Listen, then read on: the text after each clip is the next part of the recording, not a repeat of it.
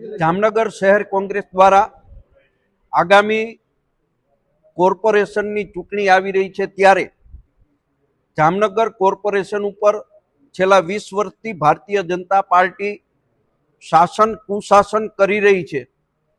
એમની સામે કોંગ્રેસ પાર્ટીએ તોહમતનામું ચાર્જશીટ આજે લગાવી છે। જામનગરની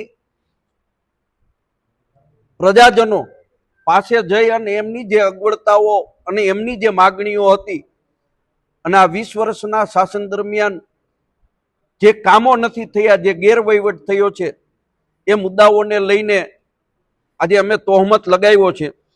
હું આપને પહેલા મુદ્દા ઉપર જ વાત કરું તો આ જામનગર શહેરની અંદર આખા વિશ્વને ખ્યાતનામ ક્રિકેટરો આપ્યા છે।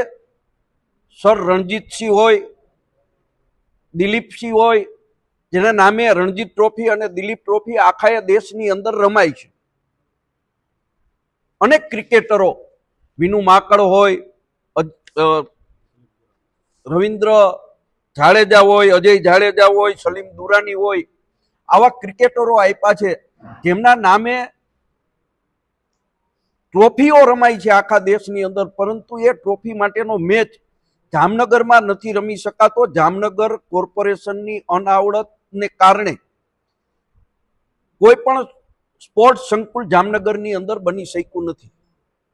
વેસ્ટ એનર્જી કંપની જે છે એ જામનગરની અંદર નજીકમાં જ એનો કચરાનો નિકાલ કરે છે।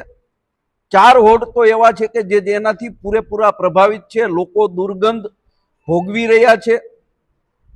કોર્પોરેશનોની અંદર આ કંપની સાથે સાઠગાંઠને હિસાબે કોર્પોરેશન એમની સામે પગલાઓ પણ નથી લેતી। જામનગરના ઘણા બધા વિસ્તારો એવા છે કે એ વિસ્તારોની અંદર આજની તારીખમાં દુર્ગંધયુક્ત ફિલ્ટર થયા વગરનું પાણી આપવામાં આવી રહ્યું છે। દરેક કામોની અંદર 8% થી લઈ અને 40% સુધીનો ભ્રષ્ટાચાર કરવામાં આવી રહ્યો છે। આપ સૌને ખબર છે કે જામનગરની અંદર જે બ્રિજ બનાવવામાં આવ્યો એ બ્રિજ આમ જોઈએ તો પ્રજા માટે બિનઉપયોગી છે, પરંતુ 197 કરોડ રૂપિયાના ખર્ચે આ બ્રિજ માટેનું ઠરાવ થયા પછી 226 કરોડ રૂપિયા, 227 કરોડ રૂપિયા આ બ્રિજ પાછળ ખર્ચાણા। એમાં ક્યાંક ને ક્યાંક કોન્ટ્રાક્ટરો પાસેથી ભારતીય જનતા પાર્ટીએ અને કોર્પોરેશનના શાસકોએ મોટી મસ્ત રકમો લીધી છે।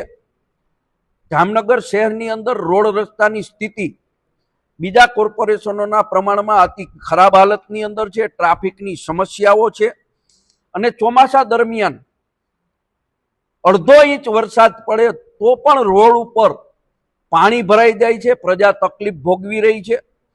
આ તમામ મુદ્દાઓ ઉપર ચાર્જશીટ રજૂ કર્યું છે અને આવતા દિવસોની અંદર અમારો ચૂંટણી ઢંઢેરો જે આવશે એમાં એના સોલ્યુશન માટે કોંગ્રેસ પાર્ટી કોર્પોરેશનની અંદર સત્તા ઉપર આવશે તો શું શું કામ કરશે એ પણ પ્રજા સમક્ષ વાત લઈને અમે જવાના છીએ।